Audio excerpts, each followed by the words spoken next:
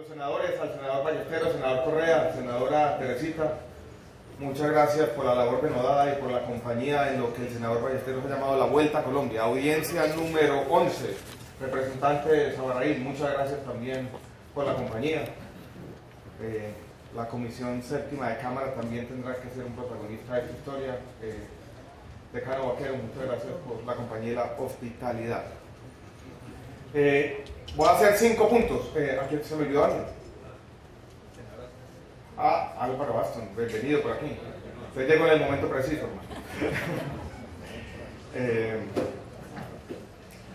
quiero hacer 5 puntos rápidos y quisiera, doctor Juan Carlos, empezar con un pequeño paréntesis para hacer una ilustración de esa expresión que usted usó, fracasomanía. Es una expresión que tiene algo que ver con nuestra historia intelectual. Se la inventó por allá un economista que vivió en Colombia en los años 50, casualmente murió hace unas pocas semanas, Albert Hirschman. Pasó 3 años en Colombia y la experiencia colombiana le permitió escribir uno de los libros más importantes sobre el desarrollo económico. Y allí, observando la realidad colombiana, dijo: los colombianos sufrimos de fracasomanía. Y eso quería decir una incapacidad para reconocer los logros sociales y lo bueno que tenemos, y para caer básicamente en esa lógica del fracaso permanente. Y quiero aprovechar esa expresión para no sacarme un clavo, pero sí decir algo sobre una pieza periodística que yo creo que está teniendo impacto sobre la reforma. Fue escrita por un periodista, un hombre bueno de este país, don Juan Gosaín. Una crítica a la reforma. Tiene algunos elementos importantes, pero si ustedes la miran y la leen con cuidado y la subrayan, se da cuenta que está animada por la lógica de la fracasomanía.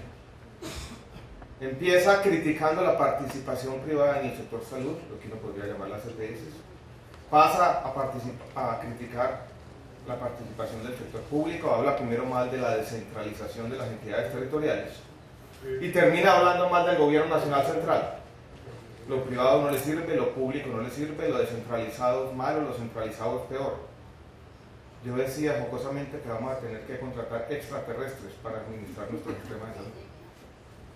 Entonces, así, bajo esa lógica, va a ser difícil buscar soluciones. El mismo Hirschman tenía una frase, decía: el cambio social tiene que estar imbuido en la lógica del posibilismo, salidas posibles que son necesariamente imperfectas, porque no tenemos instituciones perfectas ni las vamos a tener.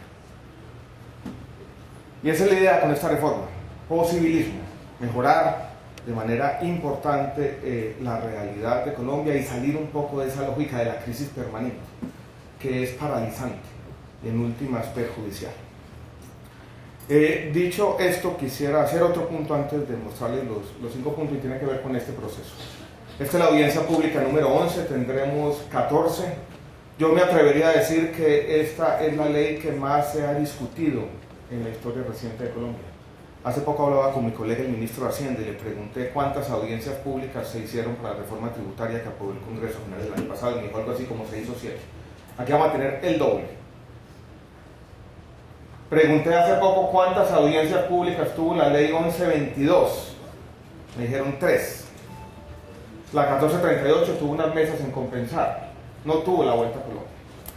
Entonces este es un proceso participativo y de verdad, y les voy a dar una lista no exhaustiva de cómo estas audiencias públicas están impactando y van a impactar el trámite de este proyecto.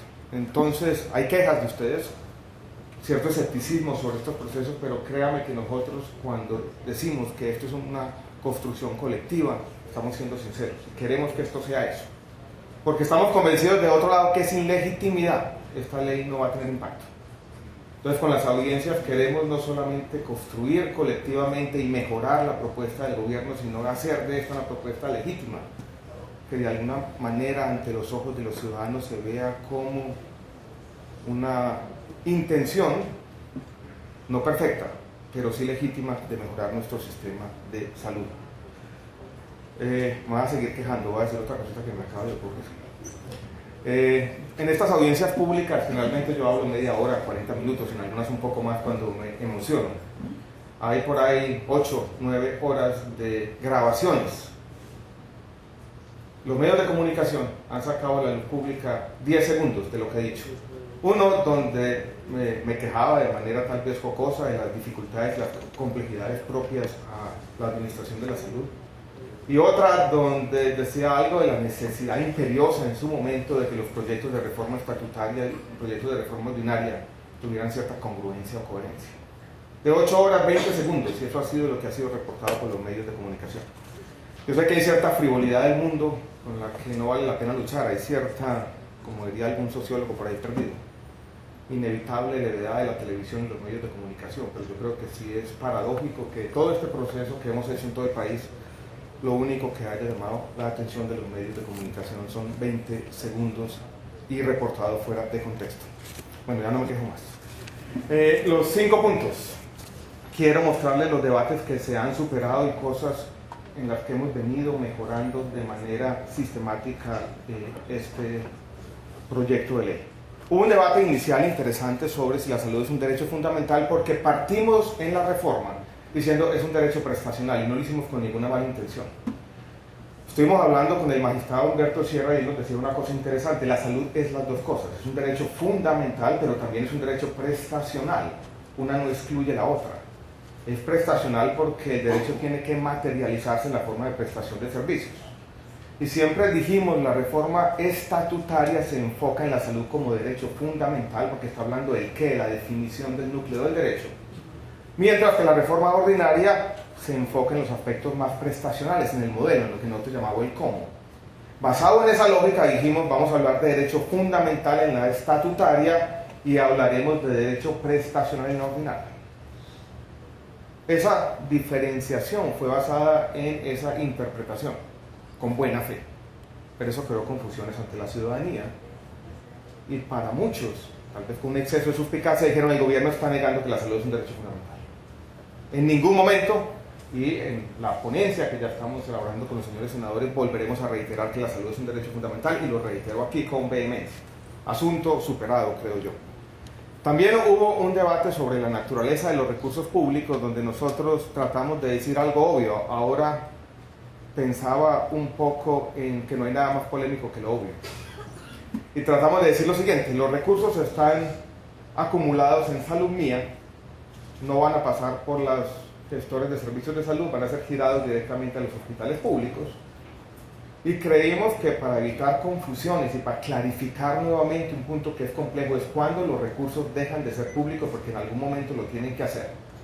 No puede ser que uno se lo gire a los hospitales a los trabajadores van a comprar a la Olímpica le paga a sus proveedores y los recursos sigan siendo públicos. Eso sería absurdo, ¿no?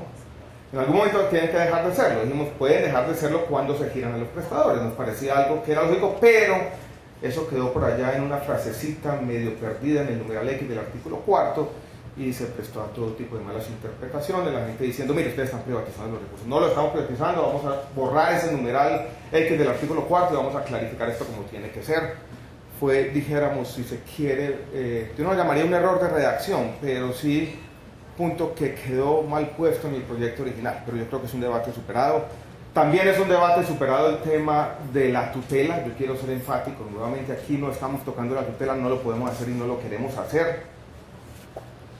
Estamos llegando a acuerdos rápidos sobre el tema de la participación. Ya tenemos participación de entidades territoriales en el Fondo Salud Mía, y a mí cada vez me suena más la idea de revivir algo parecido al Consejo Nacional de Seguridad Social. Yo creo que llegaremos a acuerdos rápidamente en ese sentido. Tenemos que definir claramente las funciones, pero yo creo que este argumento que hizo el doctor Giraldo y que se ha hecho en muchas instancias, y es que en ese consejo históricamente se dirimieron muchas de las diferencias y sirvió como una válvula de escape, y la pugnacidad que hemos tenido en los últimos años en este sistema es producto de esa válvula, de la ausencia de esa válvula de escape. Es un buen argumento. Quiero hablar ahora de otro tema que también va a impactar de manera importante la ponencia. Estamos trabajando con los señores senadores en este tema, y es el de los capítulos nuevos, cosas que no quedaron y que ahora van a aparecer. Voy a hacer una reflexión en unos minutos sobre por qué no quedaron. Vamos a tener un capítulo de salud pública. Vamos a tener, y estamos trabajando con los señores de la Federación de Departamentos, un capítulo de atención primaria en salud. Vamos a tener en eso, Fernando, un capítulo sobre recursos humanos en salud. Y quisiera enviárselo para que usted lo mire y nos haga recomendaciones. Como se lo dije hace un rato, me gustaría si podemos incluir algunos artículos sobre los hospitales universitarios, también estamos dispuestos a hacerlo.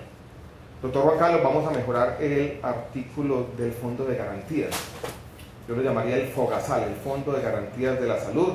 Estamos trabajando con el Ministerio de Hacienda al respecto para de alguna manera utilizar en el proyecto de reforma a la salud la experiencia que acumuló el país en los años 90 con el Fondo de Garantías Financieras FOGAFIN.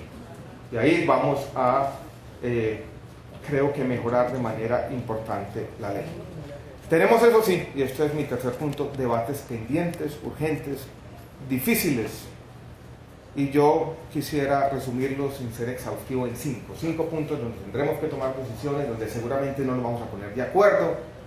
Ustedes han visto aquí esta mañana que los aplausos están divididos en ciertos temas. Uno de ellos es la descentralización, y en la descentralización estoy hablando, dijéramos, de dos artículos que han sido productos de polémica en los últimos días.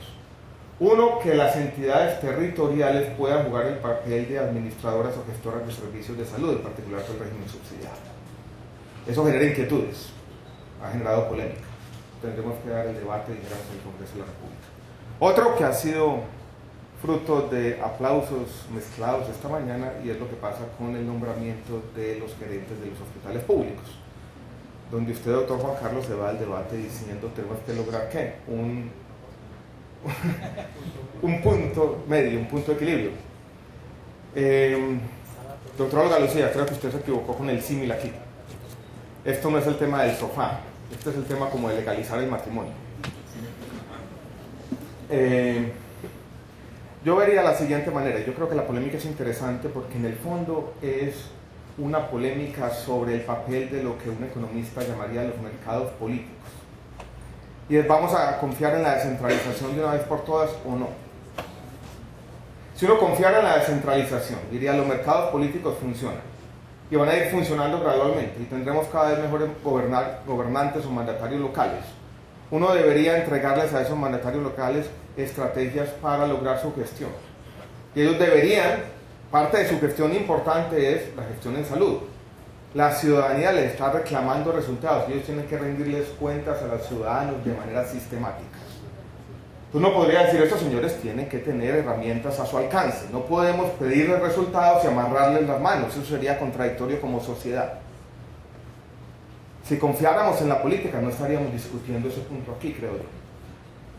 La meritocracia es un nombre elegante para disfrazar nuestra desconfianza lógica en lo que pueden hacer esos mandatarios territoriales. Es quitarles a gobernadores y alcaldes ciertas decisiones, no nos digamos mentira. Es sustraer de la política algún punto esencial. Eso pasa en la economía, por ejemplo, cuando uno sustrae de la política monetaria, entonces tiene una junta del Banco de la República independiente, porque no quiere entregarle a los políticos la facultad de imprimir pesos, porque lo harían estratégicamente para ganar votos. Queremos quitarles o quitar de la política el nombramiento de los gerentes. Es una pregunta difícil, creo. Y lo que hace la reforma es decir, tarde o temprano vamos a tener que confiar en la descentralización porque este proceso no tiene marcha atrás. Y el cambio social en Colombia va a depender tarde o temprano de que la descentralización funcione. Y si seguimos simplemente desconfiando de ella sistemáticamente y tratando con medidas un poco ad hoc de quitarle campo de acción a los políticos, de momento no vamos a resolver los problemas y los vamos a perpetuar. Esa es la filosofía, el espíritu, lo que hay detrás de decir confiemos. Y si quiero les confieso algo, en 7 o 8 meses largos que llevo aquí en el ministerio, mi interacción con muchos de los gobernadores y algunos de los alcaldes de este país me ha mostrado que el cambio social en Colombia se está dando en las regiones y que a pesar de los problemas y la desconfianza muchas veces justificada, aquí tenemos buenos políticos tratando de hacer las cosas en las regiones de Colombia. Ustedes lo han experimentado, creo yo, con los problemas que son innegables, por ejemplo aquí en el Atlántico y en el distrito de Barranquilla. Esa es la idea. Los funcionarios del gobierno nacional central, y yo participé en algunos de estos procesos hace 10 años, han tenido una posición ambigua con respecto a la descentralización, que yo creo que ha sido perjudicial. y ha llevado un montón de enredos burocráticos que tiene buena parte de los mandatarios locales con los pelos de punta, y es porque no hemos sido capaces como gobierno nacional de confiar en la descentralización. Yo he utilizado una frase, y la repito aquí, ya me estoy repitiendo, pero es inevitable, y es: tratamos a las regiones como niñas chiquitas y les pedimos sistemáticamente que se comporten como adultos. Lo que propone la reforma es: vamos a tratar como adultas a las entidades territoriales, le vamos a dar responsabilidades y le vamos a exigir, a ustedes le van a exigir a los mandatarios resultados, porque ellos van a tener al alcance de su mano todos los instrumentos para hacer una buena gestión. Y si se roba la plata de la salud, va a ser el señor gobernador el que va a ser culpable, no el alcalde elegido por un proceso de meritocracia muchas veces dudoso, que no le rinde cuentas directamente a la ciudadanía porque está arropado bajo, muchas veces, el disfraz falso de la meritocracia. El gerente, esa es la idea entonces. Ahora me decía el secretario, ¿dónde está? El doctor España, que la meritocracia no pegó en muchos departamentos de Colombia. Esperamos que no ha pegado, bueno, esperemos que pegue la descentralización. Ese es el debate entonces de la descentralización. Tenemos otro debate interesante sobre los gestores de servicios de salud. Si son las EPS, si esto es simplemente un maquillaje, si la reforma es cosmética, si lo estamos cambiando, lo estamos transformando de fondo o no. Yo quiero ser enfático, aquí hay cambios de fondo. Cambios de fondo porque ya no van a manejar los recursos, yo creo que se acaba la intermediación financiera. Cambios de fondo porque van a tener que brindar resultados y van a ser, por lo tanto, gestores de la salud de la población, creo yo. Cambios de fondo porque van a operar en un territorio específico y la única forma de hacer gestión de riesgos en salud creo que uno tiene que tener cierto arraigo territorial.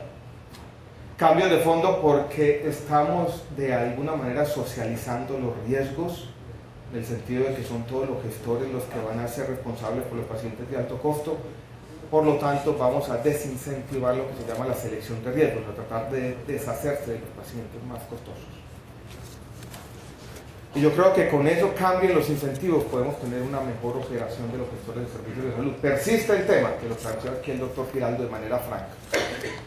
Si uno debe decir no son aseguradores, esto es, no asumen ningún riesgo y por lo tanto no pueden tener ningún excedente de su operación con los servicios del sistema. Esa es una polémica interesante, donde yo lo que he planteado de manera pragmática, sin hacer una defensa del lucro, que no la voy a hacer, que no me interesa y sería problemática por decirlo menos.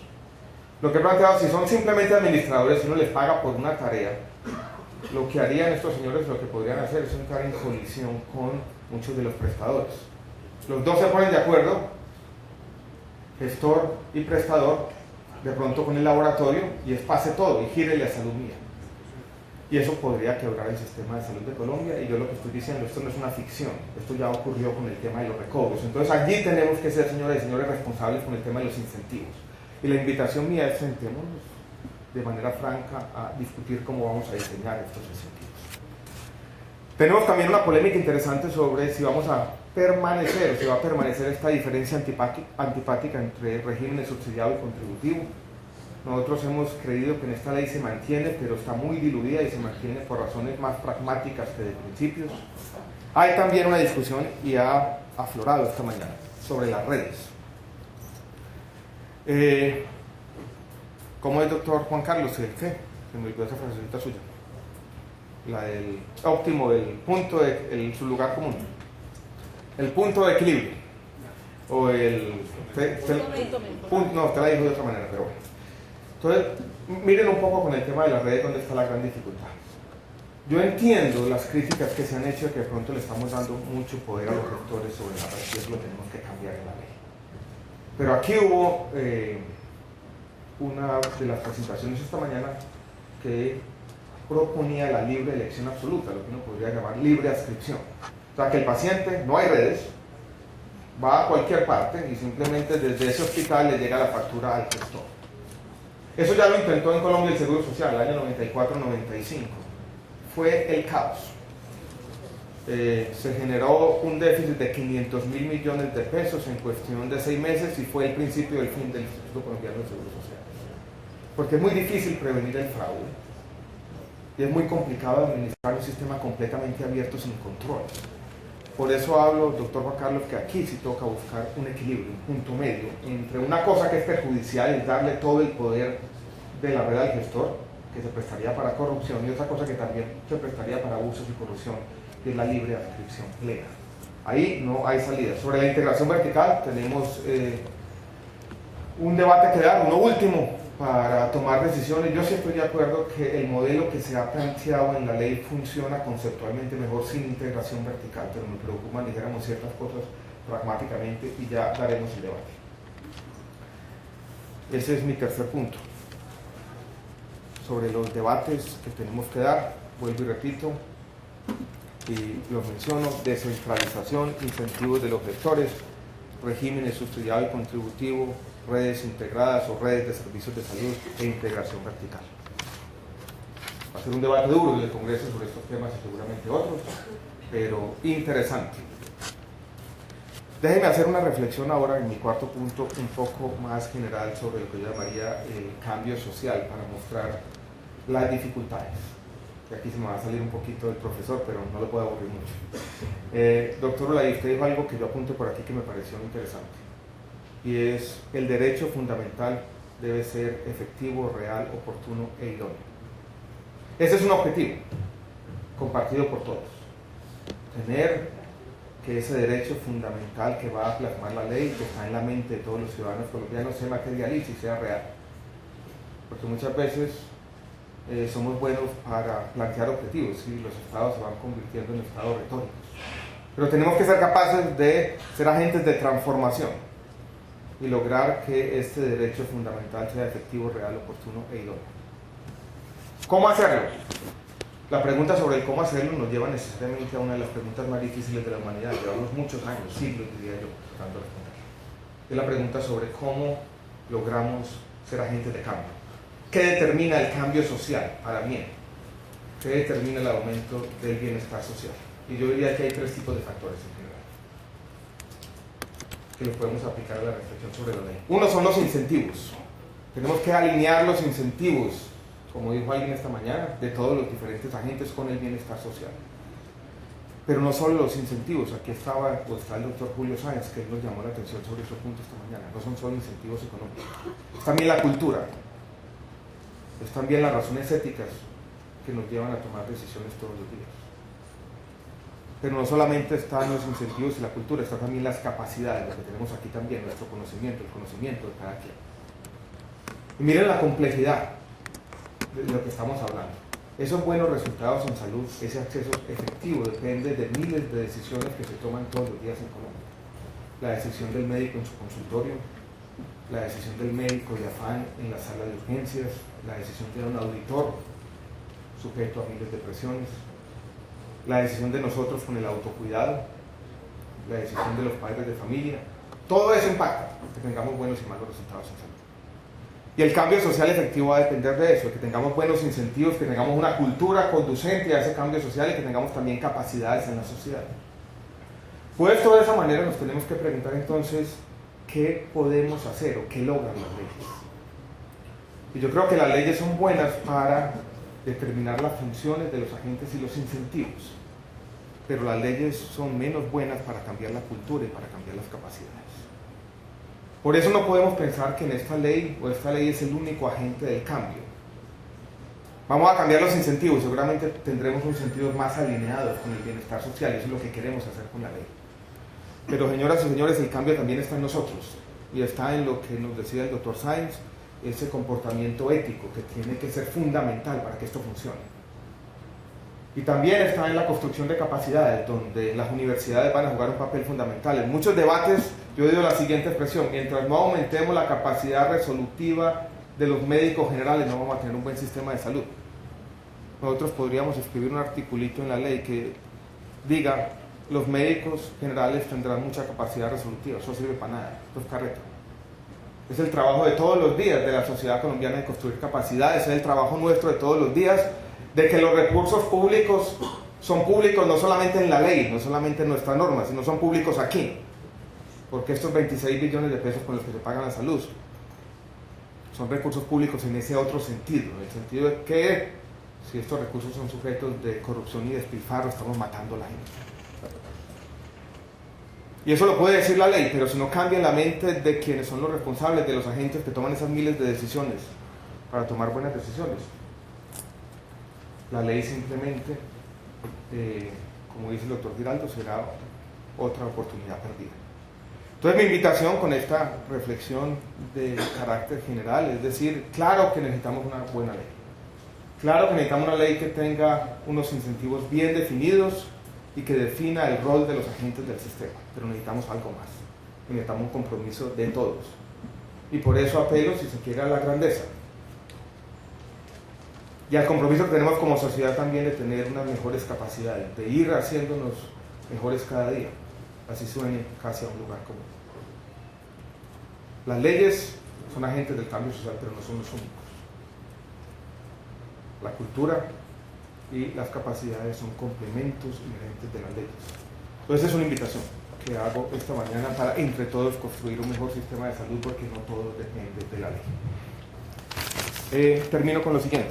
Esta semana ha sido una semana difícil en el ministerio, hemos tenido, dijéramos, dificultades, escándalos mediáticos. La noche del miércoles desvelado cogí un libro cualquiera de mi biblioteca.